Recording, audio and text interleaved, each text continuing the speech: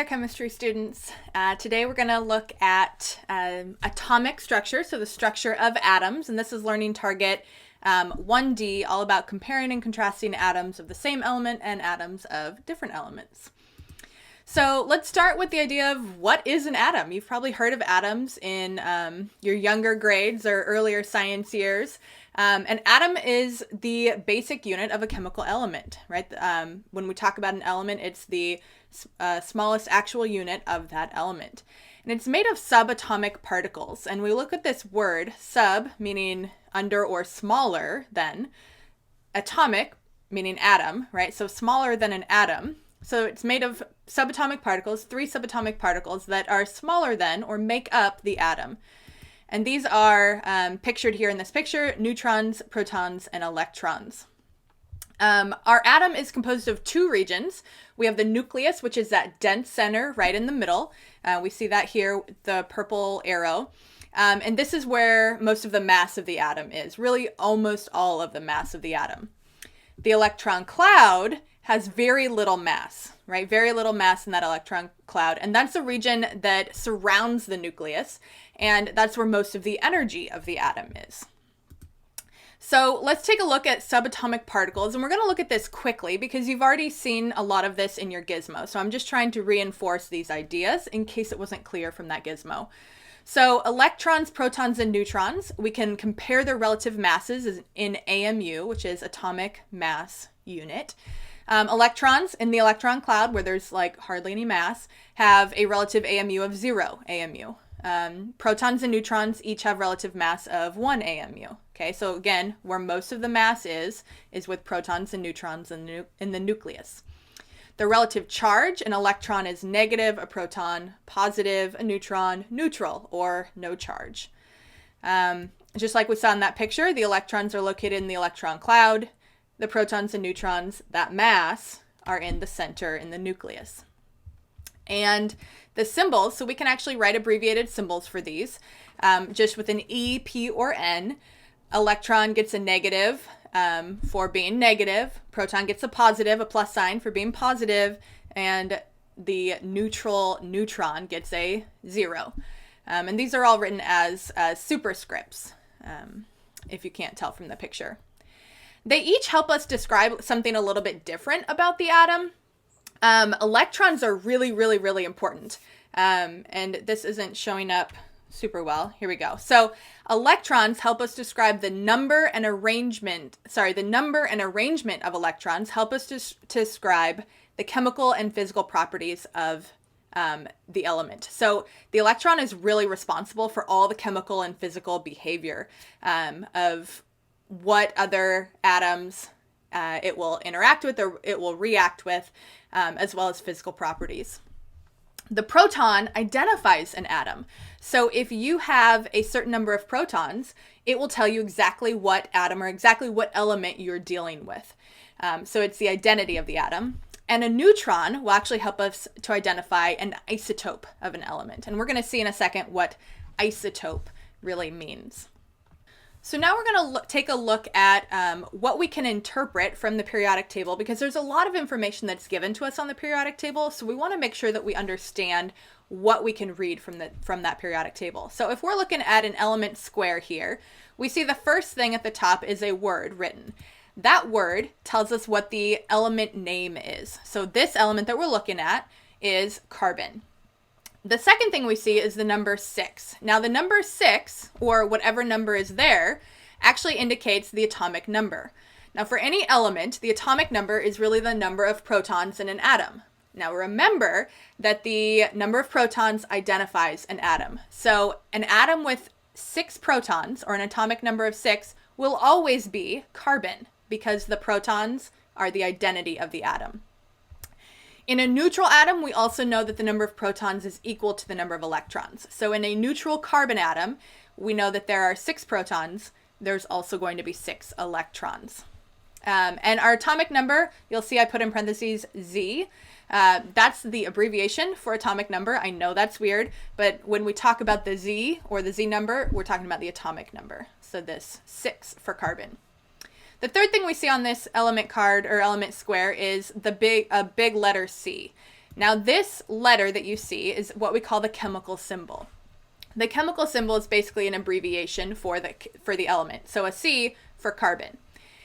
This chemical symbol is always a capital letter unless it has more than one letter. And if it has more than one letter, it's a capital letter followed by lowercase. But that first letter is always a capital. The last thing that we see here, we're ignoring the thing that I have crossed off on the bottom because we're just not at the point in the class where we're going to understand what that means. We see 12.01 here. So we have a decimal. And this decimal, what it is it tells us the atomic mass, right? So the atomic mass is a decimal.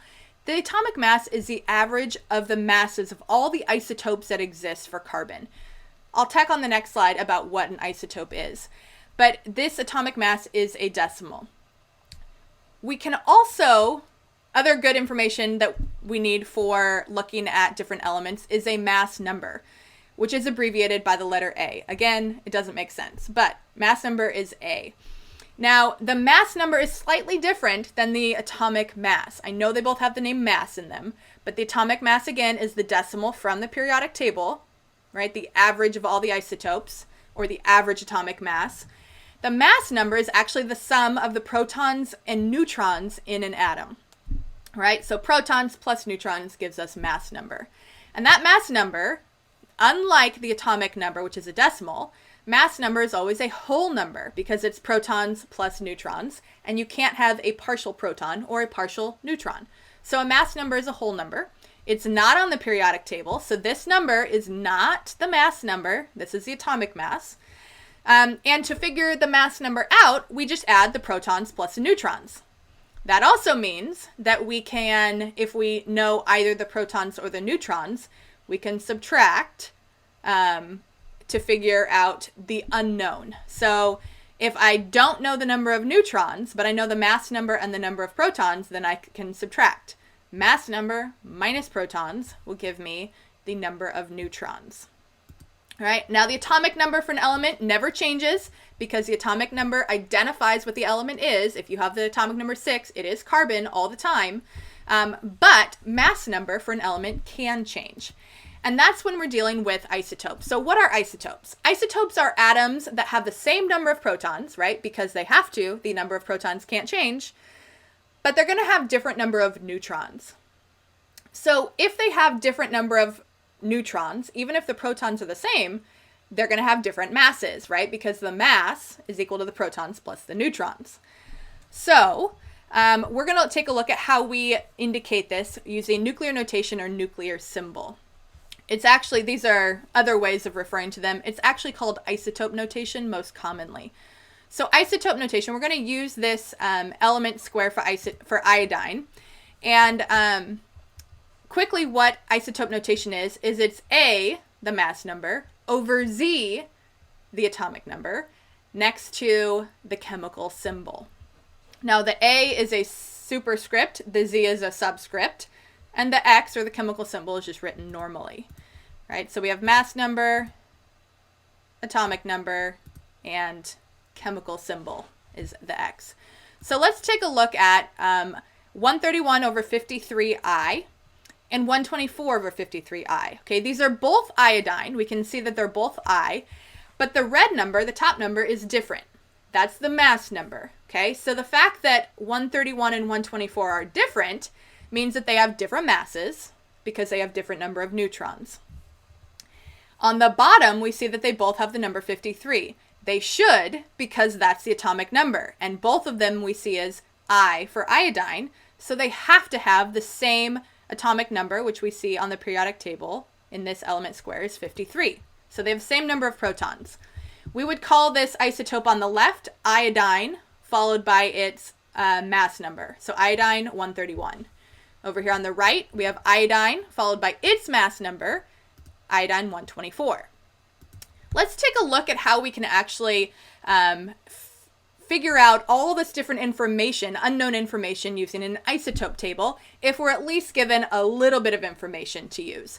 So we're going to use the periodic table as a reference to complete the following table.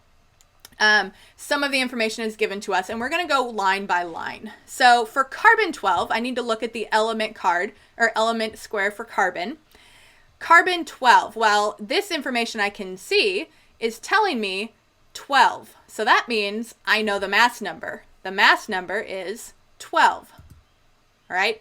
From this, I can also figure out the atomic number because I see that this is carbon, and carbon always has an atomic number of 6. Once I have those two, I can write my isotope notation. All right, and I'm going to use this A over ZX just for a little hint along the way. So what's my X, or my chemical symbol? It's C, right? C for carbon. I can then figure out what the A number is, and A is mass number, right? We can see it here. So we should have 12 on top. So 12 on top. Over Z, Z is my atomic number, and my atomic number is 6. So it's 12 over 6 C. Now, if I know what the atomic number is, then I also know what the number of protons are, right? Because they're the same. So if atomic number is 6, the proton number is 6. In a neutral atom, protons equal the number of electrons. So my electrons are also 6. All right. Now, once I have all of those, how do I find the number of neutrons? Well, remember, protons plus neutrons equal mass number. So I can actually subtract here. Mass number minus protons equals number of neutrons. So 12 minus 6 gives me 6 neutrons.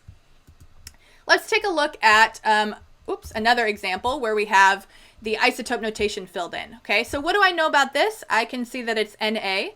Na is sodium. So this is sodium, and it has 23 as its mass number. So it's sodium 23.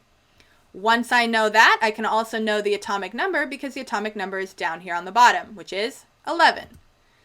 Once I know that there's an atomic number of 11, I know how many protons there are because atomic number equals protons. I also know how many electrons because in a neutral atom, protons equal electrons. So 11 atomic number gives me 11, gives me 11 protons and electrons. The mass number is straight from our isotope notation here and from our isotope name. Again, I'm going to find the number of neutrons by subtracting 23, the mass number of 23 minus 11 protons, and that gives me 12 neutrons. All right, we'll do one more, and then you can finish up the last one on your own. Here, I have the atomic number and the mass number, but nothing else. Well, the atomic number, remember, identifies the atom or the element. So 38, atomic number of 38 tells me, 38, this is strontium. Great. Now I'm just going to fill in the mass number. Strontium what? Well, I can see the mass number here is 88. So this is strontium 88. From there, I can look at my isotope notation. We're going to use the A over ZX here. So our X for strontium, the chemical symbol is SR. The top number, remember A is the mass number, so we're going to have 88 on top. The bottom number is the atomic number, Z, so we're going to have 38 on bottom. I know the atomic number is 38, therefore I know protons and electrons are 38. And if I subtract mass minus protons, I get 50 neutrons. All right, now I want you to try the last one on your own.